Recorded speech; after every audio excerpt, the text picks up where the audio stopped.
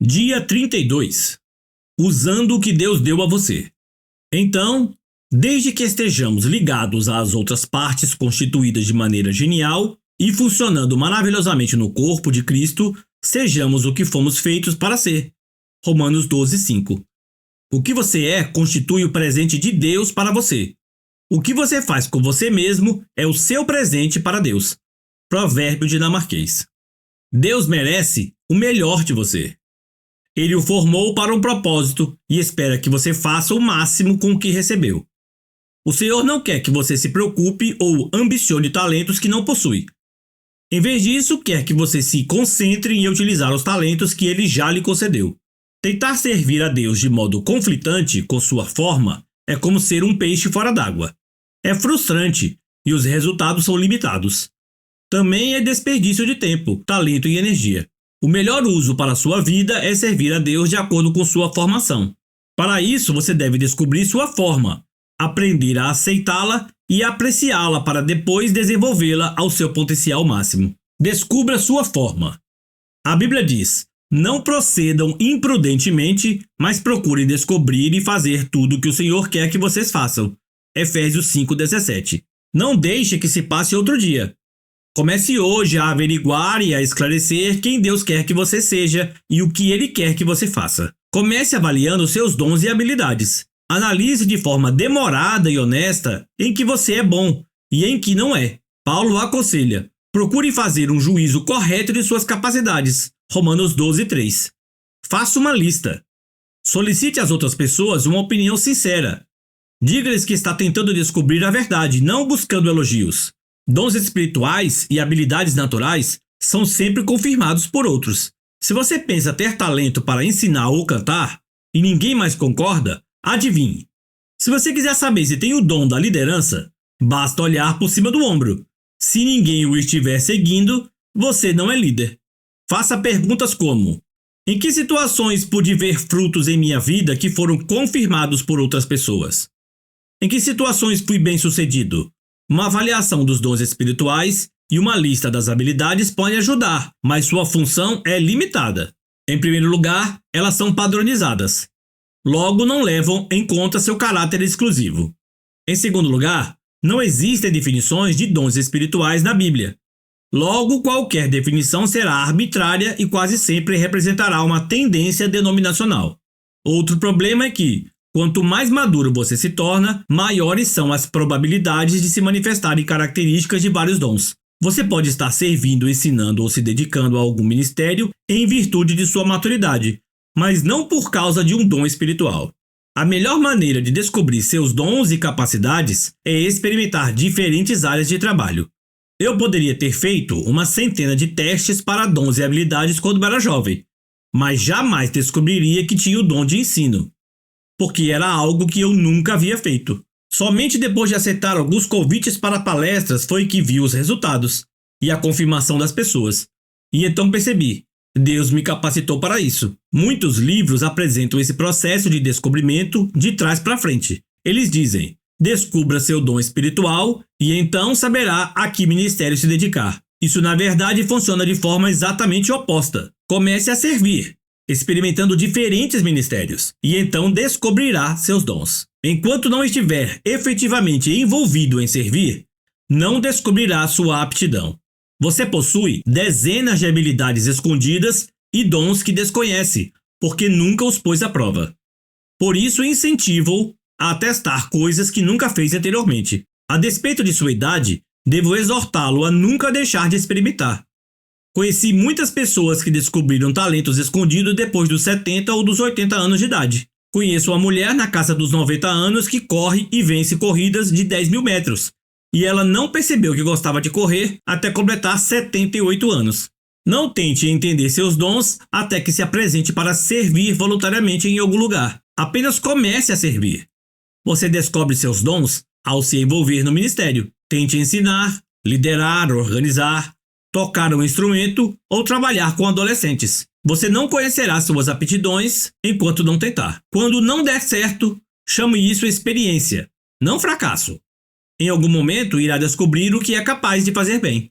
Leve em consideração seu coração e sua personalidade. Paulo aconselha: cada um examine com cuidado a si mesmo e a maneira segundo a qual está cumprindo a missão que recebeu e dedique atenção total a ela. Gálatas 6:4. Mais uma vez, é proveitoso ouvir comentários de quem o conhece melhor. Faça perguntas a você mesmo. O que realmente mais gosto de fazer? Em que momentos me sinto mais vivo? Que tipo de trabalho estou fazendo quando perco a noção do tempo? Gosto de rotina ou de variedade? Prefiro trabalhar em equipe ou sozinho? Sou introvertido ou extrovertido? Sou racional ou emocional? De que gosto mais? De competir ou de cooperar? Examine suas experiências e extraia lições já aprendidas. Analise sua vida e pense em como ela o formou. Moisés disse aos israelitas: pensem hoje na grandeza de Deus e naquilo que aprenderam a respeito de seu poder e de sua força. Deuteronômio 11:2. Experiências esquecidas são inúteis. Eis uma boa razão para manter um diário espiritual. Paulo ficou preocupado com a possibilidade de os cristãos da Galácia terem esquecido o sofrimento pelo qual haviam passado. Ele disse: todas as suas experiências foram desperdiçadas? Espero que não. Gálatas 3:4. Você não conhecerá suas aptidões enquanto não tentar. É raro percebermos o bom propósito de Deus na dor, no fracasso ou na vergonha enquanto vivemos a experiência. Quando lavou os pés de Pedro, Jesus disse: você não compreende agora o que estou fazendo a você. Mais tarde, porém, entenderá. João 13:7. Somente em retrospecto compreenderemos como Deus planejou um problema para o bem. Extrair lições das experiências leva tempo. Sugiro que você reserve o final de semana para um retiro de análise da vida em que se dedicará unicamente a descobrir como Deus trabalhou em vários momentos decisivos de sua vida e como ele deseja usar essas lições para ajudar os outros. Existem recursos que podem auxiliá-lo a fazer isso. Aceite e desfrute sua forma. Deus sabe o que é melhor para você. Por isso, aceite com gratidão a forma que ele lhe deu. A Bíblia diz: quem és tu, ó homem, para discutires com Deus? Acaso pode a obra dizer ao artífice: por que me fizeste assim? O oleiro não pode formar da sua massa, seja um utensílio para uso nobre, seja outro para uso vil? Romanos capítulo 9, versículo 20 e 21. Sua forma foi determinada soberanamente por Deus, para o propósito dele. Então você não deve se ressentir ou rejeitá-la. Em vez de tentar tomar outra forma para ser como outra pessoa, você deve celebrar a forma que Deus confiou somente a você. Cristo concedeu aptidões especiais a cada um de nós. Qualquer coisa que ele deseja que recebamos de seu rico depósito de dons. Efésios capítulo 4, versículo 7. Parte da aceitação de sua forma está no reconhecimento de suas limitações. Ninguém é bom em tudo que faz, e ninguém é chamado para ser tudo. Todos temos papéis definidos. Paulo compreendeu que seu chamado não era para realizar todas as coisas ou agradar a todos, mas para se concentrar no ministério específico para o qual Deus o havia formado. Gálatas 2, versículos 7 e 8. Ele disse: nosso alvo é ficar dentro dos limites do que Deus planejou para nós. 2 Coríntios 10, 13. Deus quer que você tenha prazer na forma que ele lhe deu. A palavra limite faz referência ao fato de Deus haver destinado cada um de nós para um campo ou esfera de serviço. Sua forma determina sua especialidade. Quando tentamos estender nosso ministério acima da capacidade que Deus nos deu, experimentamos o estresse. Assim como em uma corrida, cada competidor recebe uma raia, corramos com perseverança a carreira especial que Deus pôs diante de nós. Hebreus 12:1. Não sinta inveja do corredor da raia ao lado. Simplesmente se concentre em terminar a sua corrida. Deus quer que você tenha prazer na forma que ele lhe deu. A Bíblia diz: esteja certo de estar fazendo o que deveria, pois assim você desfrutará a satisfação pessoal de ter realizado bem o seu trabalho e não precisará se comparar a ninguém. Gálatas 6:4.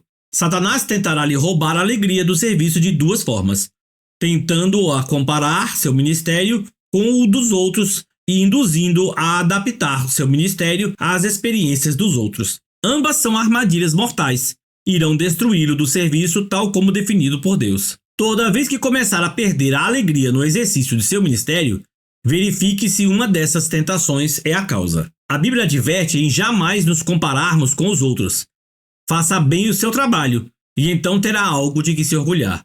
Mas não se compare com os outros. Gálatas 6:4. Existem duas razões pelas quais você jamais deve comparar sua forma, seu ministério ou os resultados de seu trabalho com o de qualquer outro.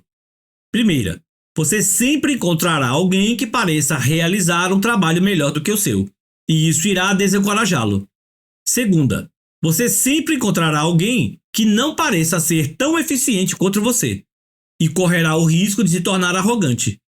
Ambas as atitudes são prejudiciais ao seu trabalho e lhe roubarão a alegria. Paulo afirma que é tolice nos compararmos com os outros. Não temos a pretensão de nos igualar ou de nos comparar com alguns que se recomendam a si mesmos. Quando eles se medem e se comparam consigo mesmos, agem sem entendimento. 2 Coríntios capítulo 10, versículo 12. A paráfrase da parte final deste versículo diz: com toda essa comparação, medição e competição, eles se desviaram totalmente do que é importante. 2 Coríntios 10, 12. Você descobrirá que pessoas que não compreendem sua forma vão criticá-lo e tentar forçá-lo a trabalhar da maneira que eles imaginam ser a correta. Ignore-os. Paulo tinha de lidar constantemente com os críticos que não compreendiam seu trabalho e o denegriam. Sua resposta era sempre a mesma: evitar comparações, resistir aos exageros e desejar elogios somente de Deus. 1 Coríntios 10, versículos 12 a 18. Uma das razões de Paulo ter sido usado tão poderosamente por Deus foi sua recusa a ser distraído por críticas ou por comparações de seu ministério com o de outras pessoas e por debates contraproducentes sobre seu trabalho. Como declarou John Bunyan, se minha vida é infrutífera, não importa quem me enaltece. Se minha vida é frutífera, não importa quem me critica. Continue desenvolvendo sua forma. A parábola dos talentos, contada por Jesus, demonstra que Deus quer que façamos o máximo com o que Ele nos concede. Devemos cultivar nossos dons e habilidades, manter nosso coração em chamas, desenvolver nosso caráter e nossa personalidade e ampliar nossas experiências para que sejamos cada vez mais eficientes em nosso serviço. Paulo recomenda aos crentes de Filipos: continuem crescendo em conhecimento e entendimento. Filipenses 1:9. E relembra a Timóteo: mantenha viva a chama do dom de Deus que está em você. 2 Timóteo 1:6. Se você não exercitar os músculos, eles enfraquecem e atrofiam. De igual modo, se não utilizar as habilidades que Deus lhe deu, você vai perdê-las. Jesus contou a parábola dos talentos para enfatizar essa verdade. Referindo-se ao servo que falhou em utilizar seu único talento, aquele mestre disse: tirem o talento dele e entreguem-no ao que tem 10. Mateus 25:28. Deixe de usar aquilo que lhe foi dado e você vai perdê-lo. Use a habilidade que possui e Deus irá aumentá-la. Paulo diz a Timóteo: não deixe de usar as aptidões que Deus lhe deu. Ponha essas aptidões em ação. 1 Timóteo capítulo 4, versículos 14 e 15. Quaisquer que sejam os dons que lhe tenham sido concedidos, eles podem ser ampliados e desenvolvidos pela prática. Por exemplo, ninguém tem o dom de ensino completamente desenvolvido, mas com estudo, avaliações e prática, um bom professor pode tornar-se um professor melhor e, com o tempo, um professor mestre. Não se acomode com dons desenvolvidos pela metade. Esforce-se e aprenda o máximo possível. Concentre-se em fazer o melhor para Deus. Trabalhe direito, para não ter do que se envergonhar.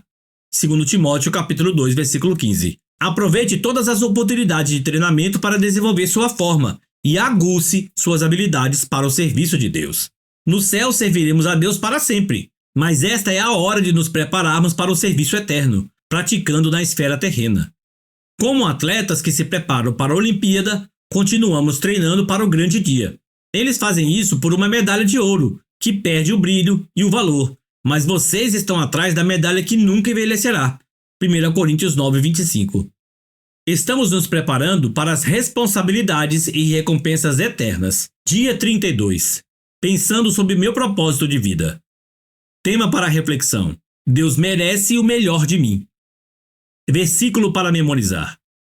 Procure apresentar-se a Deus aprovado, como obreiro que não tem do que se envergonhar e que maneja corretamente a palavra da verdade. 2 Timóteo capítulo 2, versículo 15. Pergunta para meditar: qual a melhor maneira de usar o que Deus me concedeu?